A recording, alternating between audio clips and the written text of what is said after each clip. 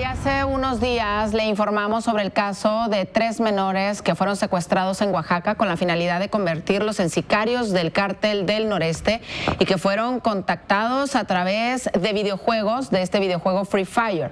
Bueno, pues familiares de las víctimas aseguran que el reclutador y sus cómplices están prófugos luego de que la fiscalía los liberara argumentando falta de pruebas y lamentaron que a pesar de que si hay evidencia no se actúe en contra de ellos. Y en Jalisco, la Fiscalía del Estado investiga 5 casos de jóvenes que a través de videojuegos se ausentaron de sus casas para ir a otros estados donde fueron reclutados por el crimen organizado. De acuerdo con la Fiscalía Criminal, se hacen pasar estos por jóvenes y envían invitaciones durante la madrugada cuando ningún padre vigila a estos menores. El organismo ya había advertido de este modus operandi desde el pasado 12 de octubre cuando ubicó 2 casos similares. Y es que el uso de videojuegos para captar a jóvenes por parte del crimen organizado, los cuales se ven involucrados en diversos delitos como trata de personas, ha cobrado fuerza en los últimos meses. Y como ya le informamos, los delincuentes crean falsos perfiles haciéndose pasar por jóvenes y enganchar así a los menores de edad. Mire, para todos los papás, estos son los juegos, algunos de los juegos que las autoridades han ubicado, en donde los criminales buscan reclutar a jóvenes para cometer delitos, para que ponga atención si es que uno de sus hijos lo juega. Se trata, obviamente, de Free Fire, también de Call of Duty, Gears of War y Grand Theft Auto V. Títulos que, señalados por su alto grado de violencia, pues son en donde los niños pues son reclutados, pero además algunos de ellos pues son gratuitos. Ese es el gran punto, en donde pues pueden platicar con gente del otro lado del mundo. No sabes quién está del otro lado. Y justamente para hablarnos sobre este tema de tecnología, el uso de las redes sociales y también acerca de los videojuegos, es que tenemos nosotros enlazados, agradecemos que se enlace con nosotros, pues a Roberto Rodríguez Gómez, investigador del Instituto de Investigaciones Sociales de la UNAM. ¿Cómo está? Muy buenos días. Muy buenos días, ¿cómo están? Gracias por invitarme. No, gracias a usted por aceptar la invitación. Oiga, cada día vemos que los videojuegos pues avanzan, la tecnología avanza, y lo que antes un Nintendo podías jugar solamente con el que tenías de compañero a un lado, pues ahora ya podemos hablar con cualquier persona a nivel mundial. Eso es un gran riesgo, ¿no?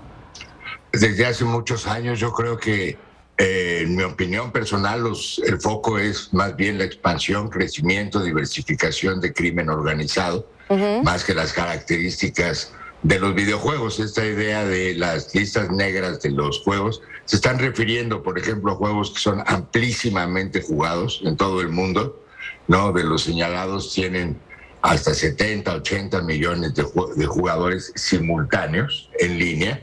Es verdad que el hecho de que sean gratuitos, de que estén pues así concentrados en la violencia, que sean interactivos, por supuesto que aumenta el riesgo, pero hay muchos otros juegos más, todos los que son de tipo multiplataforma, interactivos, que abren justamente la posibilidad de interacción entre personas. La simulación de jugadores pues tienen el mismo riesgo.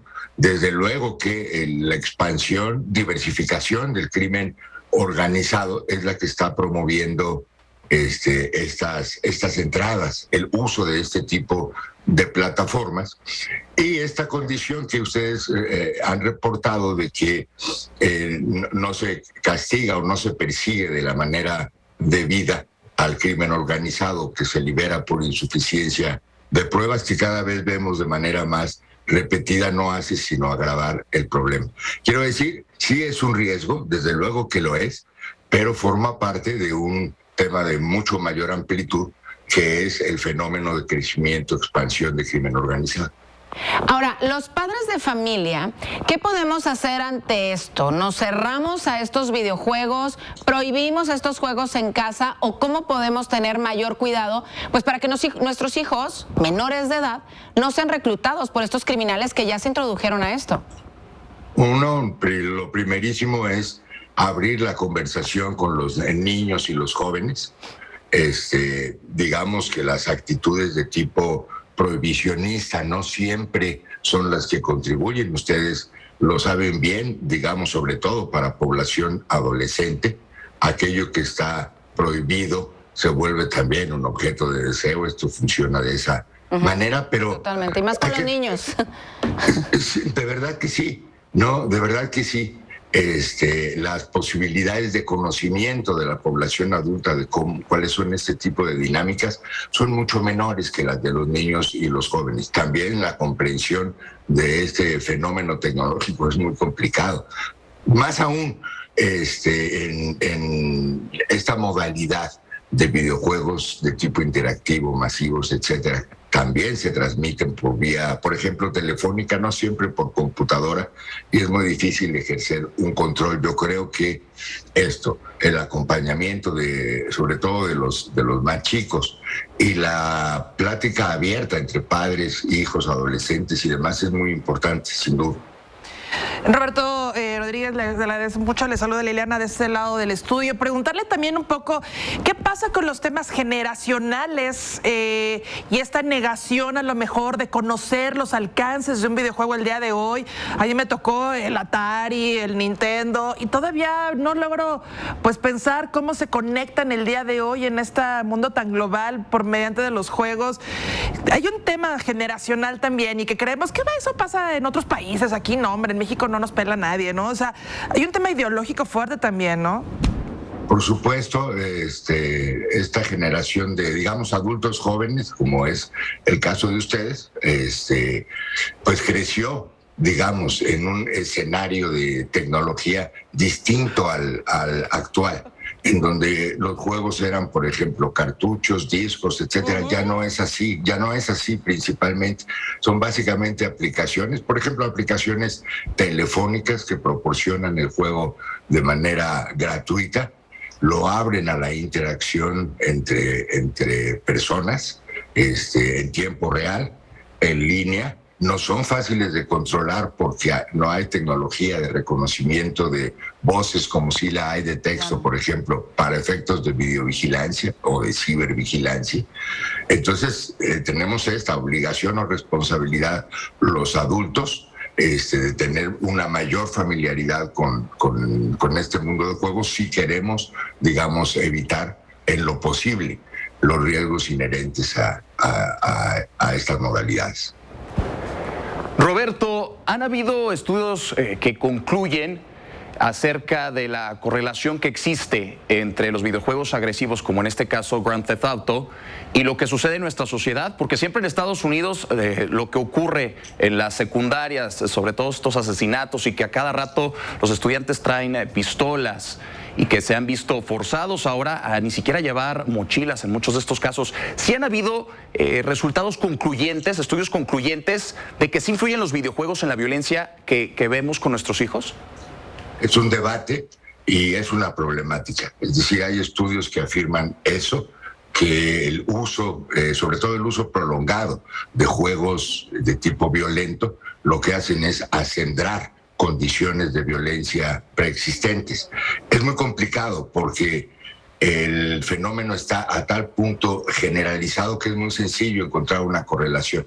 Es decir, casi cualquier delincuente joven ha jugado videojuegos porque casi cualquier joven ha jugado videojuegos.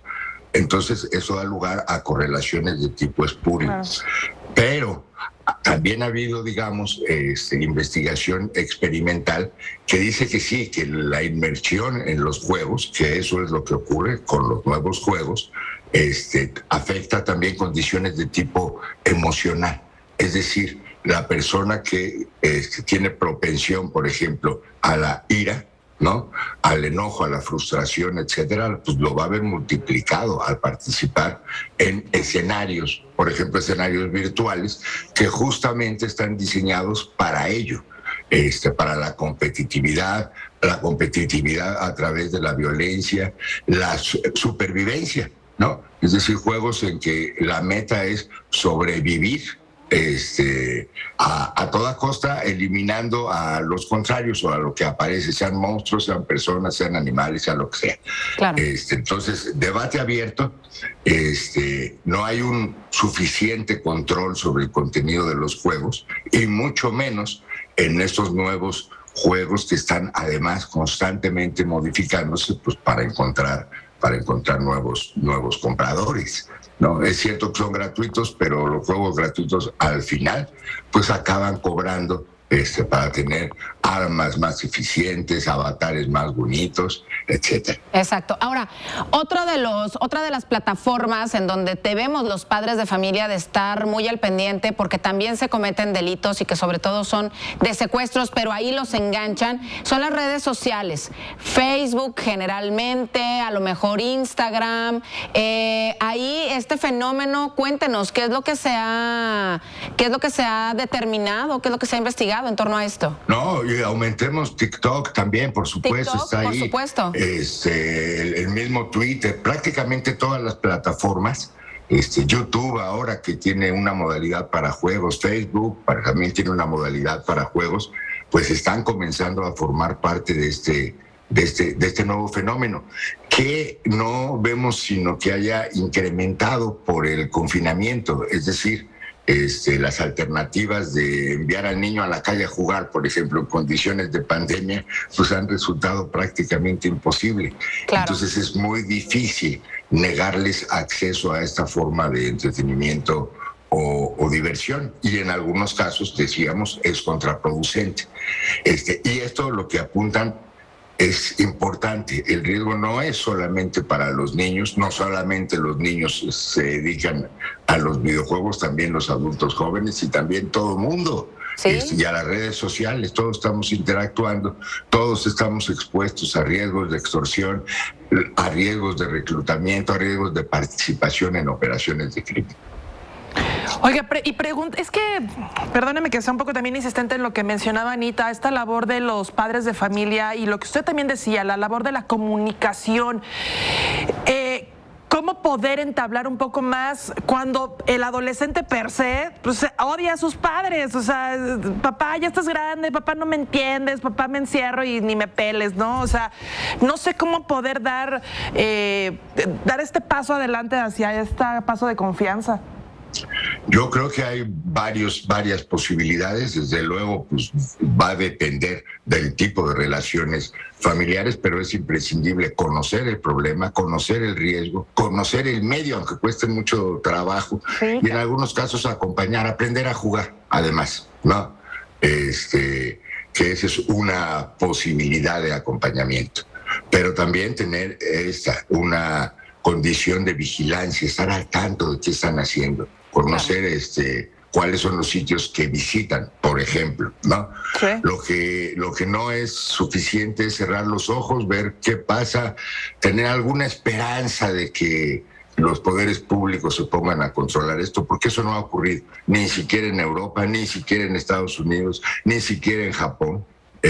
O sea, digamos, países tecnológicamente más desarrollados no han logrado implantar sistemas de vigilancia cibernética suficientes para contener este tipo de riesgos. Pues hasta podría ser una condicionante de los padres de familia a los menores de edad. O sea, no sé qué tanto sea el hecho de decirle, si tú quieres ir a estos videojuegos o estas redes sociales, eres menor de edad y yo tengo que tener los accesos a estas redes sociales y debes de tener controles parentales, punto. Si quieres jugar esto, o sea, creo que debemos de ponernos ya en un tema mucho más o menos permisivos. Sabemos que sí estamos en pandemia, sabemos que sí los niños necesitan distraerse y demás, pero también debemos de saber todos los riesgos que todo esto conlleva. No solamente en los videojuegos, también en las redes sociales, así como antes, bien lo dice, era en las calles en donde salían a jugar y se los robaban de los parques. Muchísimas gracias. Gracias. Gracias, al contrario. No, gracias. Roberto Rodríguez Gómez, investigador. Déjeme decir una cosa, perdón. Dígame. Tienen teléfono, van a jugar. Tienen computadora, van a jugar. Tienen consola, van a jugar. Tienen Exacto. todo esto, van a jugar. Hay que estar alerta con ello. Totalmente de acuerdo. Muchísimas gracias, investigador del Instituto de Investigaciones Sociales de la UNAM. Que tenga muy buen día. Gracias.